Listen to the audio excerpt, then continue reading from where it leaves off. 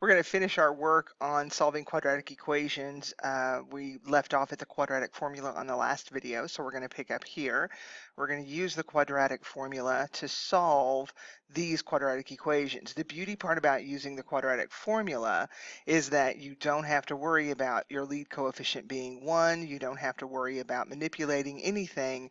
You just have to recognize that the coefficient to your squared term we call A, the coefficient to your 1-degree term we call B, and the constant we call C. And remember, x will always be negative b plus or minus the square root of the quantity b squared minus 4 times a times c all over 2 times a.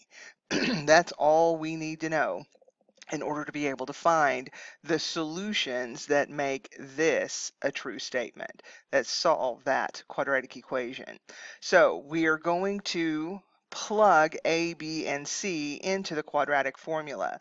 So we have x equals negative b. For us, b is negative 5, plus or minus the square root of b, which is negative 5 squared, times minus 4 times a, which we said was 3, times c, which is negative 1. And all of that's under the root.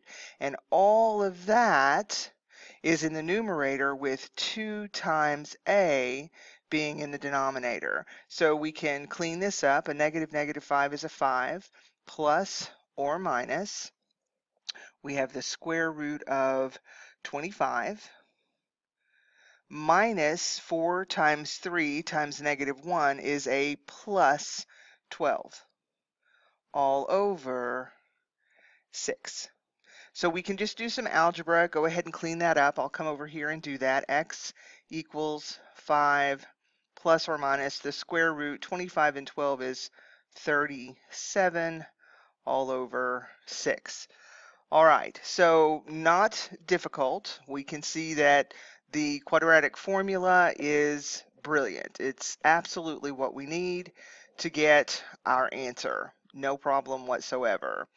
Let's talk about decimal approximations. I am a big fan of exact values, and I want you to recognize something. These are two exact values. There is no error in 5 plus root 37 over 6, and there's no error in 5 minus root 37 over 6. It may not be as pretty as you would like for it to be, but it's still a real number. No reason to disrespect it. Anytime you pick up your calculator to get a decimal approximation, I want to highlight the word approximation. You are introducing error the minute you pick up that calculator and turn a fraction into a decimal.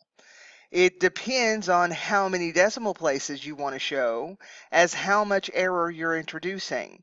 Since I'm getting you ready for the AP Calc test, every decimal approximation, decimal answer on that test must have 3 decimal places in order to be accurate. 3 decimal places is going to be our benchmark for being acceptable for what we do, for how we show our answers, unless the words are round to the nearest this or round, to the nearest that, then we're going to pay attention to what the words tell us to do. But if there's no words that say show this many decimal places, we're always going to at least show 3. Understand that showing 4 is still accurate to 3 decimal places. You can show as many more of 3 decimal places as you want to, but we're going to show at least 3 decimal places in our decimal answers when we have to use our calculator. So I'm just going to introduce that idea here. We'll hear more about that later as we need to.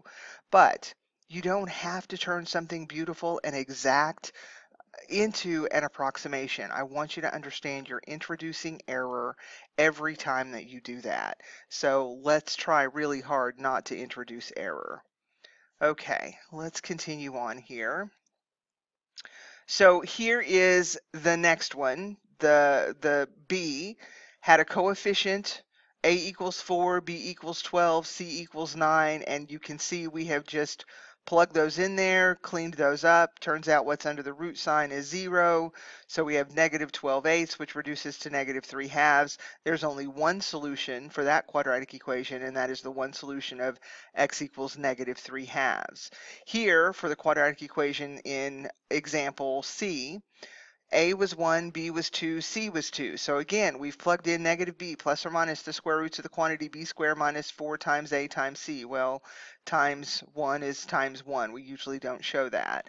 So again, we're going to clean this up and we wind up with a negative under the root sign. For us, that means no solution. We are in the real realm. We're not dealing with complex numbers. There is no I in what we're going to do. So if we do a little pre-calculus work and we have I show up in an answer, algebraically I can show up, complex numbers exist, but for us in pre-calculus and calculus, until you get into higher level calculus, you don't go into the complex plane. So if any of your answers actually turn out to look like this, for you, you're going to write no solution because there is no real solution to that quadratic equation. Okay, so it's undefined for us in the real number system. So it has no solution as far as we're concerned. So there are some examples. This is a really short video. This ends the lesson for solving equations, and come to class next time and we'll work some homework problems.